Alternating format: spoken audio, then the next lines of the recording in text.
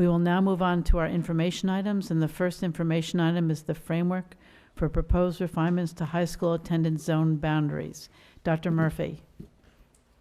Yes, I'm going to turn to Ms. Lisa Stingle, who is part of this presentation along with Dr. Sarah Johnson. The two of them are going to be able to provide the framework this evening and also outline the schedule for how we begin to move forward. So, Ms. Stingle, I'll turn to you to begin. All right, thank you, Dr. Murphy. Good evening, school board members. Tonight we're sharing a proposed approach to develop recommendations that will balance enrollment across our 3 comprehensive high schools. This presentation will address why we need to balance enrollment at this time. It will outline the parameters for the process. It will discuss how we plan to engage the community in developing some options, and then identify some next steps for both you and staff. First, I'll start by sharing some things you already know. Arlington is recognized for having a strong school system. Compared to many districts, we're resource rich. We use our staff resources and other resources to provide students with an education that sets them up for a successful future. Instruction is personalized, it reflects student interests, and it builds upon their strengths. Our expectations are high for every student, regardless of their ability, their socioeconomic status, and their origin or gender. Families want their children to attend our schools. Many of our families came to Arlington as young professionals and stayed because of the schools. Other families moved to Arlington because of the reputation of our schools. We have a good challenge. Arlington parents trust APS to prepare their children for a vibrant future. With this strength comes our challenge. Some of our schools are filled beyond capacity. You're very well aware of this issue. This chart shows that high school enrollment is projected to grow rapidly through 2025, as far as our projections go out. The projections represent students who are already in our schools. It's not kids who are coming to Arlington. These are ones who are in the pipeline, both in middle and elementary school.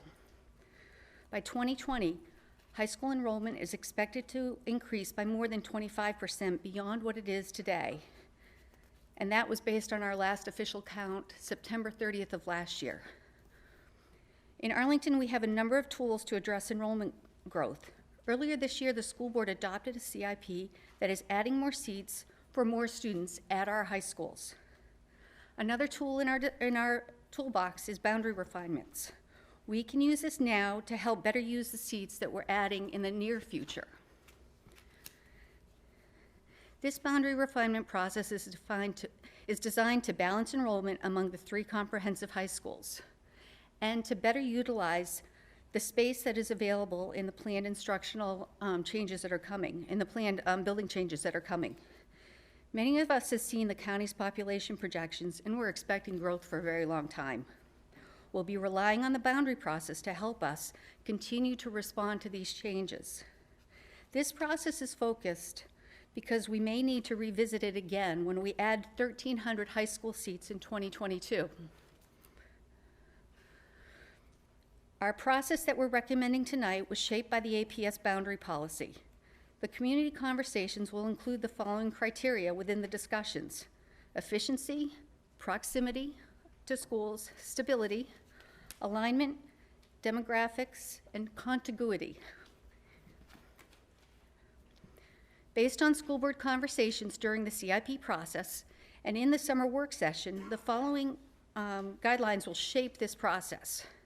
The recommendations that we make through this process will take effect beginning September 2017, or next fall. It will apply to our current grade 8 students, the incoming freshman class of 2017-18, and to the subsequent freshman classes that follow them. It will not apply to students who are already enrolled in our high schools. The process will also include consideration of options for siblings of current high school students. And it will be a part of the information that is communicated to all of our families who go to information night on December 12th, 2016.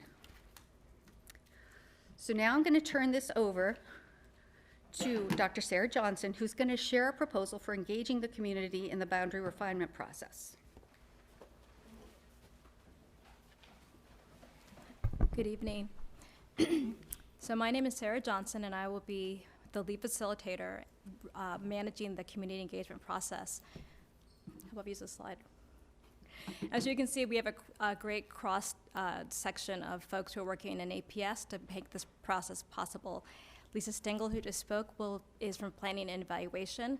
Meg Tissel, who's a former principal and an administrator, will be working to support the project.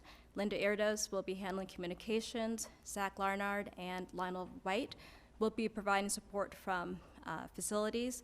And we'll have people who are community ambassadors, and I'll talk to you about them in a few minutes. There are two key dates that are driving our process for community engagement that impact parents of rising ninth graders. The first is December the 12th, which is High School Information Night. And at that time, parents will need the information to help decide what they're going to do for their high school options. The second date has to do with the application for high school choice programs and transfers. We've actually extended this period out. It was scheduled to happen on January the 17th. It will now take, the deadline is now extended to January the 31st. We wanted to give families enough time to process the information for the new boundaries and make their decisions then. The community engagement planning process is aligned with the school board meeting process as well. So on September 8th, you already received some information about the proposed process. Tonight, we're going to talk more about the actual refinement process and the community engagement process. On October the 6th, when we will get sign-off from the school board about how to proceed, we'll then go full steam ahead. For the entire month of October, we're going to be doing some intensive community engagement work.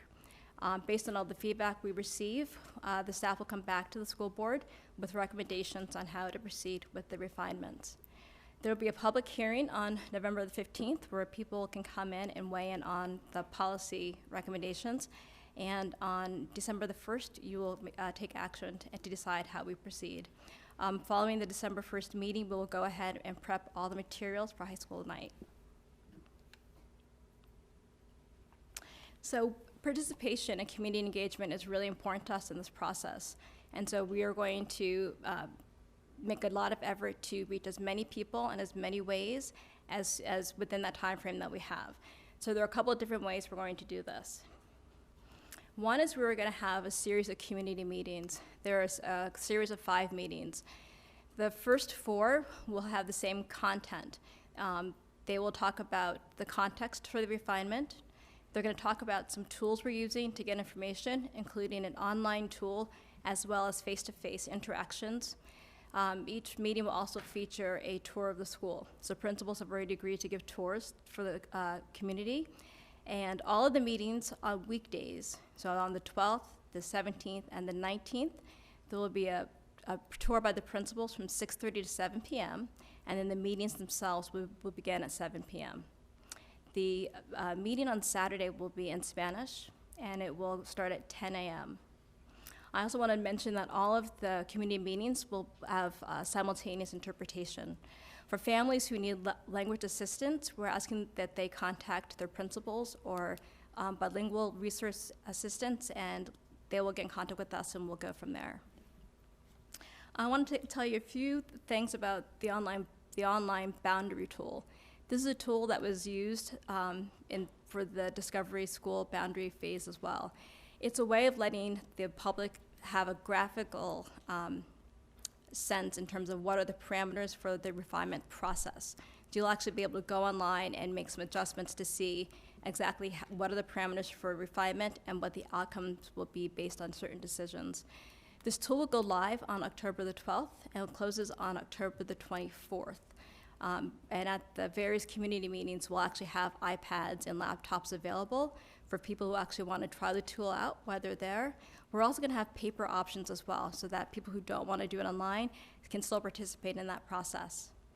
After we gather all the information and after the online boundary tool closes, we will compile all of the information, and on October the 27th, we will have the 5th and final meeting that will also be at Washington Lee High School at 7 p.m. And we are going to share with the community what we've heard from the feedback. So the online boundary tool, various small meetings, other interactions that we have with the community, and let them know what have we heard.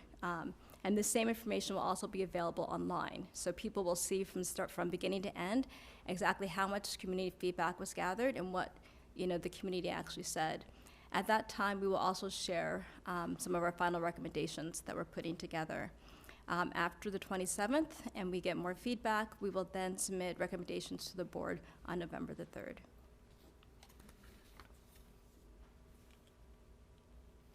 In addition, as I mentioned earlier, we are going to be using the online boundary tool, but that isn't the best and the only way to communicate with people. So we're going to spend a lot of time on the ground. We also know that we can't be everywhere at all times to meet all people. So we're going to partner with a variety of organizations. So for example, PTAs are great resources because they've got boots on the ground. They can solicit information that we might not get otherwise. Working with various cultural organizations, again, is a great way of tapping into communities that we may not be able to tap into ourselves. We're also keeping other people informed, including the school system staff, so that as we move forward, again, all the information is available for everyone, and we're all kind of on the same page. Additionally, there are various communication channels that APS already has in terms of pushing out information. So there's School Talk, there's Peach Jar. There will also be a website specifically focused, a web page focused on the boundaries process. As of tomorrow, we will have an email account and a hotline that people can use to contact us as well.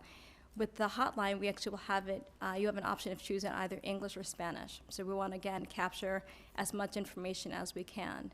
I didn't mention that for the community meeting on October the 12th at Washington Lee High School, that meeting will actually be live streamed. And then that videotape will be put on the APS website so people can watch it later. So you don't have to attend all 4 meetings to understand what we're talking about. You can attend one meeting, or if you want to, we'd be happy to see you at all of them as well. I also want to mention 2 more things. Community organizations are also welcome to contact us, and we can actually go out and talk to them about the process as well. We also will have a group of volunteers whom we call ambassadors, and these are people who will be trained and will be familiar with the refinement process and our community engagement process, and they can go out and also help us spread the word about what's going on and soliciting more feedback. Additionally, as we go through this process, lots of questions will pop up, and so we will keep refreshing a frequently asked questions page as well. Again, the idea is to get as much feedback as we can and then to provide you answers as we go along, and also to make sure that we're hearing a lot of voices and that we stay inclusive. And with that, I will turn it back over to Ms. Stengel, who will talk about the refinement process. Thank you. So over the last week, we've had a lot of conversations, and we've met with each of you. Our proposal begins with making changes based on projections through 2020. The projections through 2020 reflect the additional seats at Arlington Tech and the internal modifications that will add seats at both of the 2 additional high schools, Yorktown and Wakefield. We've already done that work at Washington Lee. So each of our schools is on target to expand capacity. We chose in this proposal not to plan around the 2025 projections. In 2022, another 1,300 high school seats will be added. There's going to be some decisions made around that, so we think right now that making decisions around some things that we don't know is probably not the best timing. So this map shows a snapshot of the projected high school enrollment in 2020 if we do nothing with our boundaries as they stand today. Again, this includes adding seats at Arlington Tech and the internal modifications at the 3 comprehensive high schools. In this map, what you see is Washington Lee is projected to have more than 400 students above its capacity in 2020. This boundary process will look to redistribute some of the current middle and elementary students from Washington Lee's boundary to Wakefield and to Yorktown's boundaries.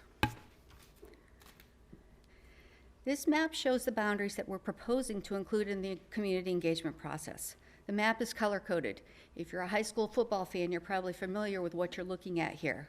Wakefield's along the bottom of the map in green. Yorktown is along the top left hand in light blue. And Washington Lee is in the middle in dark blue. Within the Washington Lee boundaries, you'll note that some of the planning units are textured. It's hard to see the planning units in this level of detail, but if you go online, you can see it a little better. They appear to be shaded along the boundaries of both both Wakefield and Yorktown. Those right now are what we're proposing that we include in our deliberations with the community.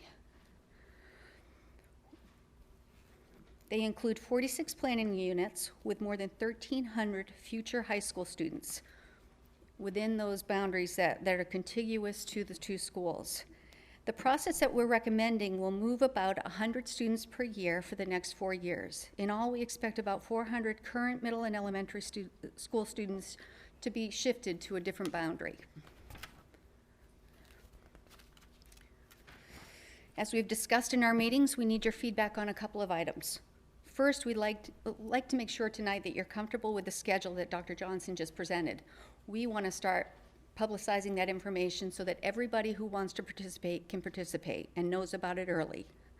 By tomorrow, we need you all to agree on some decisions that will be built into the boundary tool that we're developing. It takes time to put these things together, and it's going to be critical that we get moving on that so that it's ready for October 12th. We'd like to confirm that you agree that the timeline reflects the projections through 2020. We're seeking directions on which planning units to include in the boundary tool. And we'd like to verify that you want us to make demographic data available on the boundary process website. We need direction on these points so that we can make sure that we're ready for October 12th. The next steps for staff include the following. Tomorrow or early next week, we hope to broadcast all of the dates for the community meetings, the times and the locations. We're going to be launching the webpage. We're going to begin recruiting our ambassadors, and we're preparing the boundary tool and other supporting materials so we're ready to go in October. After the next school board meeting, we'll finalize the details for the community meetings and get that out to the community so that they're ready for what they're going to join. We'll train our ambassadors and we'll begin our community engagement process. So with that, we'll turn it over to you.